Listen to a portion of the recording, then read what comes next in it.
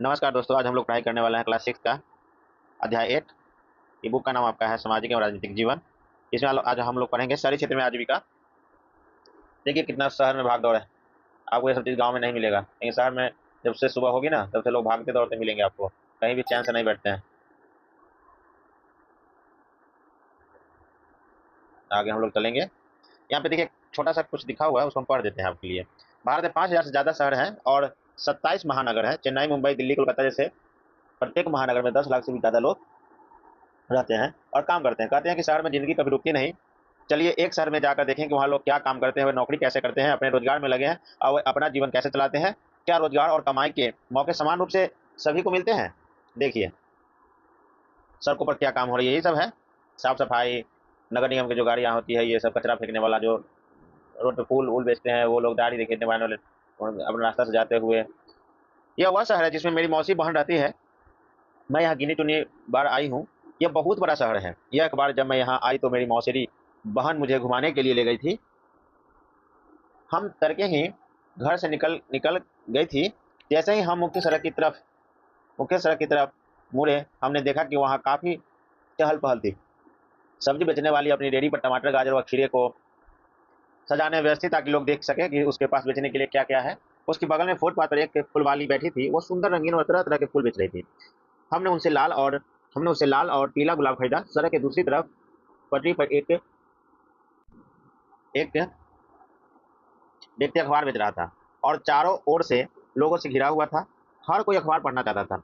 वहां से बसें जोर जोर से हॉर्न बजाती हुई गुजर रही थी। ऑटो रिक्शा स्कूल के बच्चों से ठसाठस भरे हुए थे। पास के पेड़ के नीचे एक मोची छोटे से टीन के बक्से से अपना सामान निकाल रहा था। वहीं सड़क के किनारे नाई अपना काम शुरू करना कर चुका था। उसके पास एक ग्राहक पहले से ही था जो सुबह सुबह दाढ़ी बनवाना चाहता था। सड़क से थोड़ी दूर जाकर एक औरत ठेला गाड़ी में प्लास्टिक की बोतलें, डिब्बे, बालों की पिन व चिमटी ले जा रही थी। वहीं पर एक दूसरा व्यक्ति घर घर बेचने के लिए साइकिल पर सब्जियां ले जा रहा था। हम उस जगह पर आ गई जहां रिक्शे वाले कतार में खड़े होकर ग्राहक का इंतजार कर रहे थे। हमने एक को बाजार जाने के लिए तय किया। बाजार वहां से 2 किलोमीटर पर था।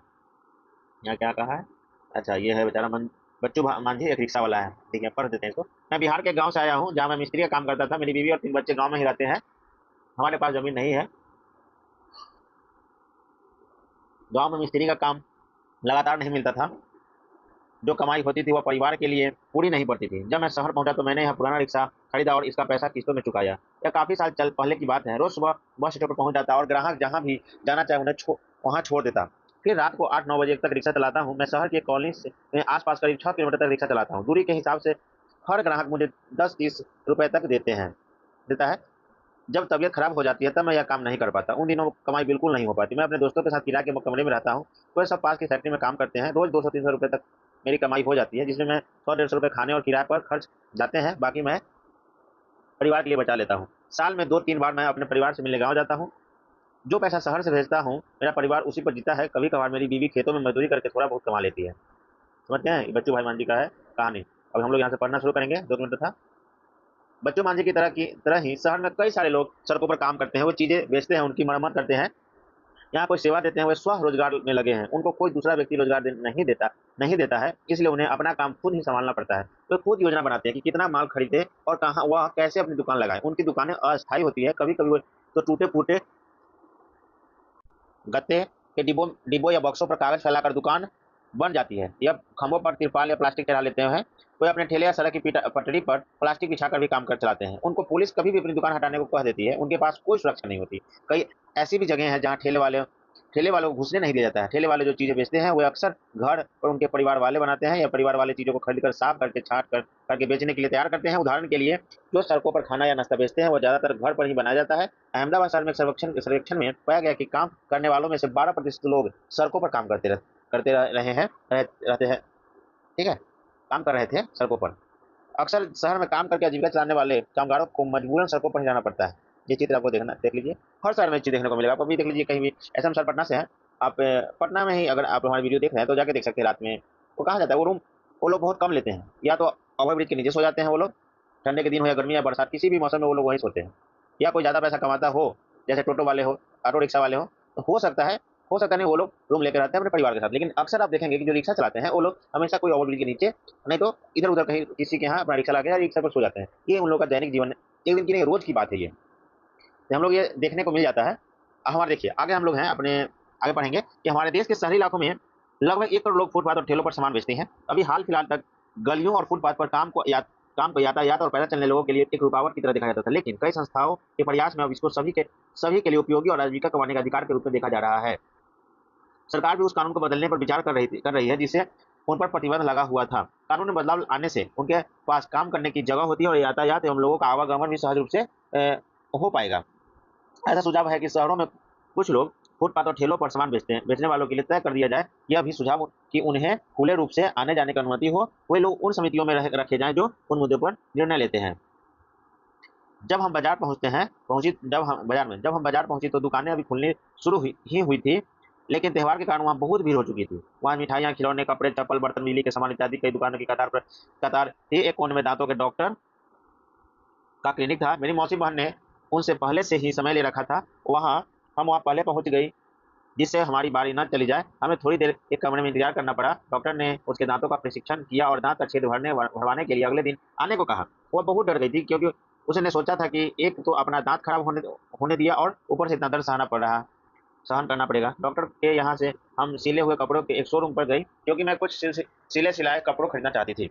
इस शोरूम की 3 मंजिलें थी और हर मंजिल पर अलग तरीके के कपड़े थे। हम तीसरी मंजिल पर पहुंची जहाँ लड़कियों के कपड़े रखे हुए थे। बड़ी दुकान। हरप्रीत, पहले मेरे पापा और चाचा एक छोटी सी दुकान पर काम करते थे।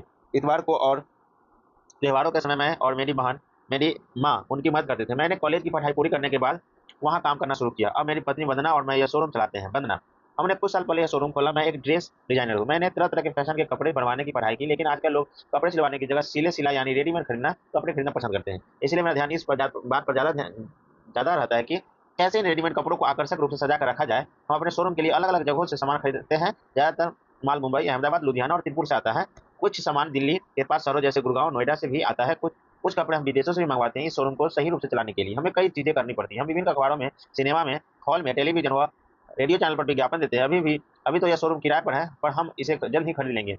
जब से यह बाजार आसपास रहने वाले लोगों के लिए मुख्य बाजार बन गया है, तब से हमारा व्यापार बहुत बढ़ गया है। हमने एक कार खरीद ली है और पास की सोसाइटी में एक फ्लैट भी ले लिया है।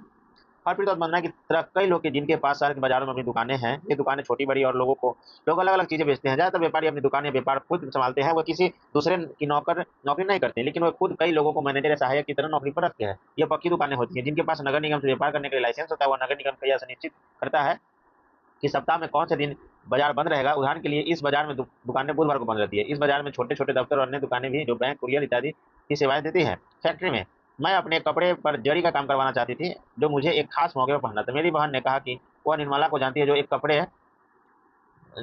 कपड़े सिलने की फैक्ट्री में काम करती है। निर्मला के पड़ोसी जरी और कढ़ाई का काम करते हैं। हमने बस पकड़ी और फैक्ट्री की तरफ चल पड़ी। बस खचाखच बस खचाखच भरी हुई थी। हर स्टॉप पर लोग चढ़ते ही जा रहे थे और कोई भी उतरने का नाम नहीं ले रहा था। अपनी जगह बनाने के लिए लोग एक दूसरे को धक्का दे रहे थे। मेरी बहन ने मुझे एक कोने पर खड़ा कर दिया ताकि भीड़ में हमारा भुड़ता न बन जाए। मुझे हैरानी हो रही थी कि लोग रोज ऐसे कैसे सफर करते हैं। जैसे ही बस फैक्ट्री के पास पहुंची तो लोग उतरने लगे। हम भी एक मोड़ पर उतर गई। जान में जान है। मोड़ पर बड़े सारे लोग समूह में वारों वारों पर बैठे हुए थे। कुछ टिक कर खड़े हुए थे। उन्हें देखकर लग रहा था कि वह शायद किसी का इंतजार कर रहे। कुछ लोग स्कूटरों पर सवार उनसे बात कर रहे थे और रेट को लेकर मोलतोल कर रहे थे।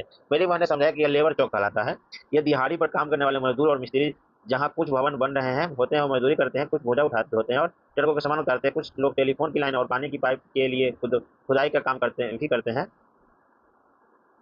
आप देखे होंगे कहीं भी हमारे पटना में क्या कितने जगह चौराहे पे है ये सब चीज होता है। लेबर चौक के रूप में इसको नाम तो घोषित नहीं किया गया है, लेकिन हाँ लोग एक चौराहे पे खड़े रहते हैं। लोग आते हैं और अपना वहाँ जो काम के लिए चाहिए उनको वहाँ सरकार को ले जाते हैं। कोई भी हो, बूढ़ा हो, आदमी हो, जैसा भी हो, जो ज्ञान हो जिसके पास की हाँ ये सैनिटरी का काम कर सकता है, हाँ ये इलेक्ट्रिशियन का काम कर सकता है, ये सब चीज़ आप देखेंगे हर चौराहे पर। चलिए हम लोग आगे देखते हैं। लेकिन हम इन्हें हमेशा काम नहीं मिलता। ऐसे हजारों अनियमित मजदूर शहर में हैं। हम फैक्ट्री में घुसे तो हमने पाया कि वहाँ अलग अलग काम के लिए अलग अलग विभाग थे। उनमें ऐसा लग रहा था कि लोगों की कभी ना खत्म होने वाली पंक्तियां थी जहाँ कपड़े सिले जा रहे थे। उस विभाग में हमने देखा कि लोग छोटे से कमरे में मशीनों पर काम कर रहे थे कि एक व्यक्ति एक एक सिलाई की मशीन पर लगा हुआ था और हर कमरे में ऐसी बहुत सारी मशीनें थी जो कपड़े तैयार हो रहे थे। वे कपड़े में एक तरफ तह करके लगाए जा रहे थे। हमने निर्मला को ऐसे ही एक जगह पर पाया। वो मेरी बहन से मिलकर बहुत खुश हुई और उसने वादा किया कि मेरे कपड़ों पर जड़ी का काम करवा देगी। निर्मला कपड़े निर्यात करने वाली कंपनी में दर्जी का काम करती है। जिस फैक्ट्री में वो काम करती है वहाँ अमेरिका, इंग्लैंड, जर्मनी और नीदरलैंड जैसे देशों के लिए लोगों के लिए गर्मी के कपड़े सिले जाते हैं। दिसंबर से अप्रैल तक निर्मला पर काम का बोझ बहुत ज़्यादा रहता है। अक्सर वो 9 बजे से सुबह काम करना शुरू करती है और रात 10 बजे तक करती है। काम निपट जाता है, कई बार और भी देरी हो जाती है। वो हफ्ते में 6 दिन काम करती है। जब काम जल्दी का होता है तो उन्हें इतवार को भी काम पर जाना पड़ता है। निर्मला को रोज 8 घंटे काम करने के 280 मिलते हैं और अतिरिक्त 100 रुपया देर तक काम करने को मिलता है। जून जब तक काम खत्म हो जाते हैं, फैक्ट्री वाले इंदर्जियों की संख्या घटा देते हैं। निर्मला को भी निकाल दिया जाएगा। हर साल करीब 3 से 4 महीने उसके पास काम नहीं रहता है। निर्मला की तरह ज्यादातर कारीगर अनियमित रूप से काम में लगे हुए हैं। मतलब उनको काम पर तभी आना होता है जब मालिक को जरूरत होती है। उनको रोजगार तभी मिलता है जब मालिक को बहुत सारा काम मिल जाता है या फिर खास मौसमों में काम मिलता है। साल के बचे हुए समय में उन्हें दूसरा काम ढूंढना पड़ता है। निर्मला की तरह नौकरियां स्थायी नहीं होती। अगर कारीगर अपनी तनख्वाह पर परिस्थितियों के बारे में शिकायत करते तो उन्हें निकाल दिया जाता है। नौकरी की कोई सुरक्षा नहीं होती और अगर कोई बुरा व्यवहार करे तो उनके बचाव के लिए कुछ नहीं होता। उनसे बहुत लंबे समय तक रोज काम करने की उम्मीद भी रखी जाती है। उदाहरण के लिए बिजली से चलने वाली कड़घों की यानी पावर लूम फैक्ट्री में मजदूर दिन और रात की पालियों में 12-12 घंटे तक काम करते हैं। उन्हें 8 घंटों से ज्यादा काम करने की मजदूरी अलग से नहीं मिलती। अब देखिए यहाँ पे क्या है। दफ्तर में मेरी मौसी सुधा विपणन प्रबंधन प्रबंधक यानी मार्केटिंग मैनेजर में उन्होंने हमें शायद 5:30 से पहले अपने दफ्तर पहुंचने को कहा। हमने सोचा कि देर न हो जाए, इसलिए और रिक्शा ले लिया, जिससे ने हमें बिल्कुल समय पर पहुंचा दिया। उनका दफ्तर ऐसी जगह पर था जहाँ चारों तरफ बड़ी बड़ी इमारतें थी। इनमें से सैकड़ों लोग बाहर आ रहे थे, कुछ कार पार्किंग की तरफ बढ़ रहे थे और कुछ बसों की पंक्तियों की तरफ। मौसी के एक बिस्कुट बनाने वाली कंपनी मैनेजर का काम करती है। बिस्कुट शहर के बाहर एक फैक्ट्री में बनाए जाते हैं। मौसी 50 विक्रेताओं मतलब सेल्स के काम का निरीक्षण करती है जो शहर के विभिन्न भागों में आते जाते हैं। लोग दुकानदारों से बड़े बड़े ऑर्डर लेते हैं और उनसे भुगतान इकट्ठा करते हैं। काम को सुचारू रूप से चलाने के लिए मौसी ने शहर को 6 भागों में बांट दिया था और वह हर हफ्ते एक भाग के विक्रेता से मिलती। वे उनकी प्रगति रपट देखती और उनकी समस्याओं पर चर्चा करती। उनको पूरे शहर में बिक्री की योजना बनानी होती और अक्सर देर रात तक काम करना पड़ता। उन्हें काम के सिलसिले में यात्राएं भी करनी पड़ती। मौसी को नियमित तनख्वाह मिलती और बिस्कुट कंपनी की अस्थायी कर्मचारी है। वे यह उम्मीद रख सकती है कि उनकी नौकरी लंबे समय तक चलेगी। अस्थायी कर्मचारी होने के कारण उनको निम्नलिखित फायदे भी मिल जाते हैं। बुढ़ापे के लिए बचत, उनकी तनख्वाह एक भाग भविष्य निधि में सरकार के पास डाल दिया जाता है। इस बचत पर ब्याज भी मिलता है। नौकरी से सेवानिवृत्त होने पर यह पैसा मिल जाता है। छुट्टियां, इतवार और अंतर्राष्ट्रीय त्योहारों के लिए छुट्टी मिलती है। उनको वार्षिक छुट्टी के रूप में भी कुछ दिन मिलते हैं। परिवार के लिए चिकित्सा की सुविधा, कंपनी एक सीमा तक कर्मचारी और उनके परिवारजनों के इलाज का खर्चा उठाती है। अगर तबीयत खराब हो जाए तो कर्मचारी को बीमारी के दौरान छुट्टी मिलती है। शहर में ऐसे कई कर्मचारी होते हैं जो दफ्तरों, फैक्ट्री और सरकारी विभागों में काम करते हैं, जहाँ देख लीजिए काम करते हैं, जहाँ उन्हें नियमित और अस्थायी कर्मचारी की तरह रोजगार मिलता है। वे लगातार सभी उसी दफ्तर फैक्ट्री में काम पर जाते हैं। उनका काम भी तय हो जाता है। उन्हें को हर महीने तनख्वाह मिलती है। अगर फैक्ट्री में काम कम हो तो भी उन्हें अनियमित रूप से काम करने वाले मजदूरों की तरह निकाला नहीं जाता। आखिर दिन खत्म हुआ और हम मौसी के कार में थकी मांदी बैठ गई, लेकिन आज बहुत मजा आया। मैंने सोचा कि कितना अच्छा है कि शहर में इतने सारे लोग इतनी तरह का काम करते हैं। वे कभी एक दूसरे से मिलते भी नहीं, मगर उनका काम उन्हें बांधता है और शहरी जीवन को बनाए रखता है। ठीक है, धन्यवाद। जय हिंद, जय भारत।